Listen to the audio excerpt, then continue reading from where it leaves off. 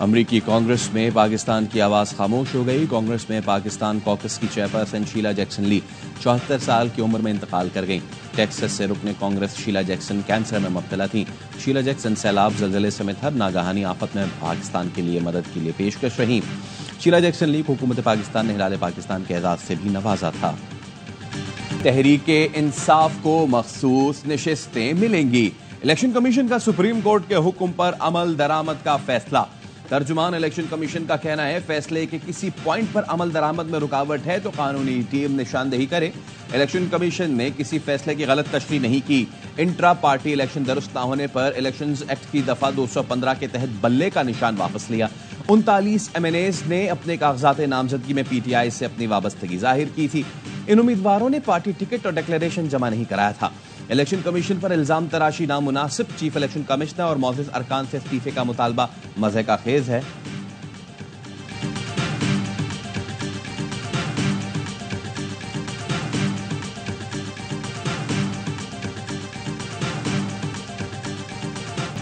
Supreme court के जजों से अर्ज है, मुल्क को चलने दें। जिस शख्स को आप वापस लाना चाहते हैं वो कौम का मुजरिम है। आपके लिए हम ये इतना आसान नहीं होने देंगे। हुकूमत 5 साल पूरे करेगी। किसी ने रखना डालने की कोशिश की तो उसके साथ आहनी हाथों से निपटा जाएगा। वजीर आला पंजाब मरियम नवाज की मखसूस नशिस्तों के फैसले पर तनकीद। कहा, फैसले जमीन नहीं आइन के मुताबिक होने चाहिए। कहा, सुप्रीम कोर्ट ने PTI को वो कुछ अता किया जो मांगा ही नहीं गया था। हारे हुए शख्स को फेवर देने के लिए आइन को दोबारा लिखा जा रहा है। नवाज शरीफ ने तो IMF को खुदा हाफिज कह दिया था। IMF को वो वापस लाने वाला वही है जो अडयाला में सजा भुगत रहा है।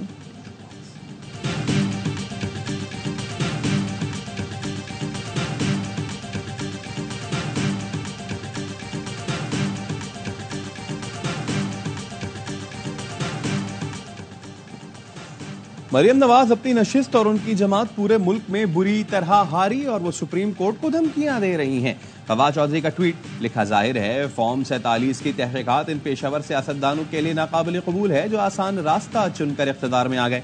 पाकिस्तान का आइन इस बुनियाद पर खड़ा है कि हुकूमत अवाम के वोट से मुंतखब होगी।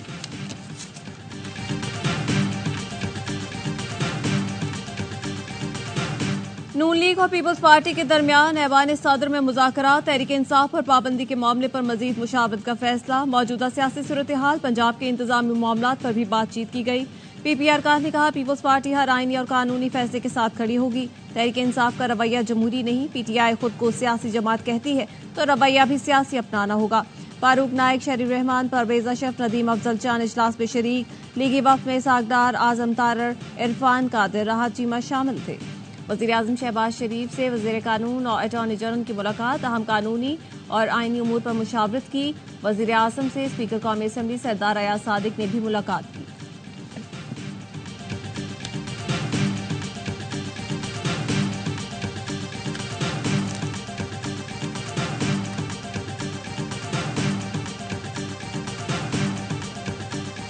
जुडिशल कमीशन का इजलास। जस्टिस रिटायर्ड सरदार तारिक मसूद को एडहॉक जज तैनात करने की मंजूरी। फैसला 8-1 के तनासुब से हुआ। जराये का कहना है, जस्टिस मुनीब अख्तर ने सरदार तारिक मसूद की बतौर एडहॉक जज तैनाती पर इख्तलाफ किया। जुडिशल कमीशन ने जस्टिस रिटायर्ड मजहर आलम मियां खेल को भी 1 साल के लिए एडहॉक जज लगाने की मंजूरी दे दी। जराये का कहना है, मजहर मियां खेल एडहॉक जज बनने से माजरत कर चुके हैं। इससे पहले चीफ जस्टिस के नामजद करदा जस्टिस रिटायर्ड मकबूल बाकर और जस्टिस रिटायर्ड मुशीर आलम एडहॉक जज बनने से इनकार कर चुके। PTI के एडहॉक जजेस की तैनाती की मुखालफत चीफ जस्टिस और सुप्रीम जुडिशल कमीशन को खत लिख दिया। कौमी असम्बली में अपोजिशन लीडर उमर अयूब और सेनेट में कायदे हिज़्ब इख्तिलाफ शिबली फराज ने खत में कहा, एडहॉक जजों की तकर्री के लिए यह मुनासिब वक्त नहीं। यही तासुर जाता है कि यह सब एक जमात के लिए हो रहा है।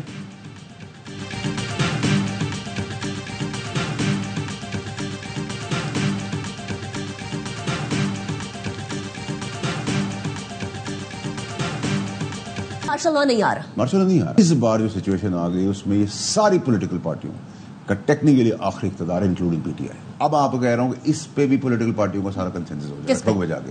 ये बैन के ऊपर अगले 90 दिन है, उसमें इस्लामाबाद का मौसम वैसे सर्द होगा लेकिन सियासी तौर पर बहुत गर्म होगा। मार्शल लॉ नहीं आ रहा।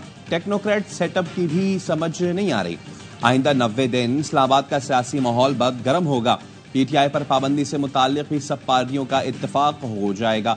सेनेटर फैसल वावडा की प्रोग्राम एतराज है में गुफ्तगू, कहा हुकूमत को कहीं भी कोई खतरा नहीं, मौजूदा हुकूमत भी वही करने जा रही है जो पीटीआई ने किया था। मौजूदा हालात का बोझ कोई बर्दाश्त नहीं कर सकता। इस बार जो सूरत हाल बन गई इसमें सारी पार्टियों का आखिरी मौका होगा। एक बिसात बैठ गई है, इक़्तिदार की सियासत हो रही है, विरासती पार्टियों के निज़ाम अब नहीं चल सकता।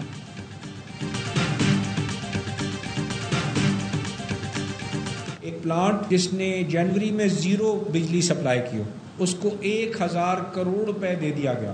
फरवरी में उसने फिर 0 सप्लाई की हो, मार्च में फिर उसने 0 सप्लाई किया। भाई आप अपना घर ठीक करें, हमारे पास अब इन एफिशिएंसीज की और मिसमैनेजमेंट की गुंजाइश नहीं है। मुल्क से कारोबार चलेगा तो मुल्क चलेगा। जब निगरां दौर में वजारत मिली तो देखा बिजली सस्ती करने की गुंजाइश नहीं। साबिक विफाकी वज़ीर गौहर एजाज कहते हैं हकीकत में कारोबारी शोबा 240 अरब रुपए की सब्सिडी दूसरे शोबों को दे रहा था। एसएम तनवीर ने कहा कि इस वक्त जो बिजली के निर्ख हैं इससे इंडस्ट्री नहीं चल सकती। बार बार हुकूमत को कह रहे हैं जहां से सस्ती बिजली मिले वहां से ले।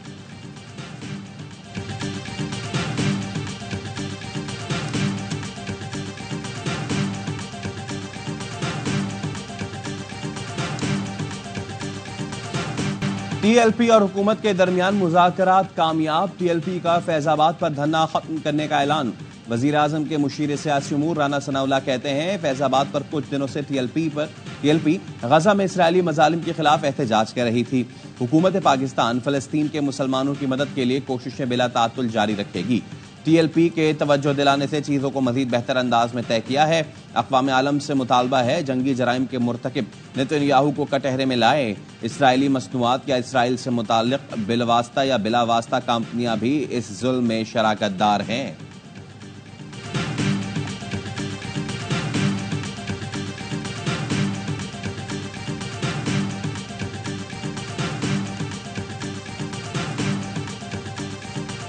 कालादम टीटीपी के सरबराह नूर वली महसूद की खुफिया कॉल पकड़ी गई। पाकिस्तान में दहशतगर्दी की कार्रवाइयों के लिए अपने दहशतगर्द को हिदायत देते हुए नूर वली महसूद ने कहा पाकिस्तान में अमन अमान की सूरत हाल को खराब करना है, स्कूल अस्पताल तबाह करने हैं, टीटीपी का नाम भी जाहिर नहीं होने देना। रियाई खान में हेल्थ सेंटर पर हमला भी इसी की कड़ी है। केपी में बदअमनी फैलाने के मंसूबे में दुश्मन एजेंसियां मुलव्वस।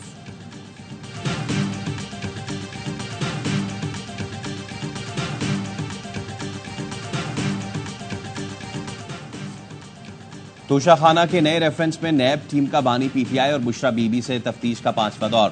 टीम ने 45 मिनट तक अडियाला जेल में तफ्तीश की। जराये का कहना है तोहफे में मिलने वाले ज्वेलरी सेट से मुताल्लिक मजीद सवालात किए गए। नैब ने मुल्जिमान का 8 रोजा जिस्मानी रिमांड हासिल कर रखा है।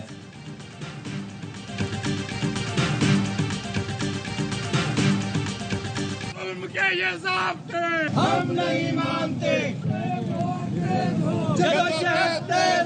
गुंडागर्दी की सरकार नहीं चलेगी, नहीं चलेगी। गुजरावाला में पीएफयूजे के इजलास में उमर अयूब की आमद। उमर अयूब को इजलास में शिरकत से रोकने के लिए पुलिस आ गई।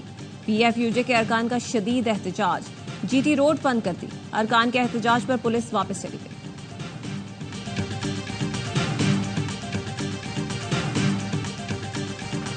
कोरोना में मुब्तला सदर बाइडन सदारती इंतखाब लड़ने के लिए बज़िद।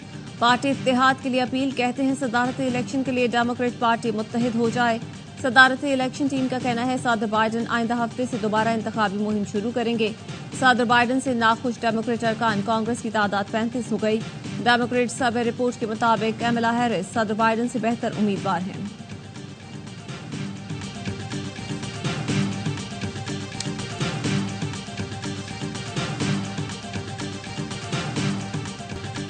और विमेंस एशिया कप में पाकिस्तान का बदतरीन आगाज। रिवायती हरीफ भारत ने 7 विकेटों से बआसानी शिकस्त दे दी। डम्बुला में इंडियन टीम ने 109 रन का हदफ आसानी से 15वें ओवर में हासिल किया। स्मृति मंधाना ने जारहाना 45 रन बनाए। शिफाली वर्मा के 40 रन। कौमी टीम पहले खेलकर आखिरी ओवर में 108 रन बनाकर आउट हुई थी। 7 बैटर्स डबल फिगर्स में भी दाखिल न हो सकी। दीप्ति शर्मा ने 3, रेणुका सिंह, श्रियांका और पूजा ने 2-2 विकेटें उड़ाई। पाकिस्तान का अगला मुकाबला इतवार को नेपाल से होगा। इफ्तिताही मैच में नेपाल ने यूएई को भी 6 विकेटों से हरा दिया।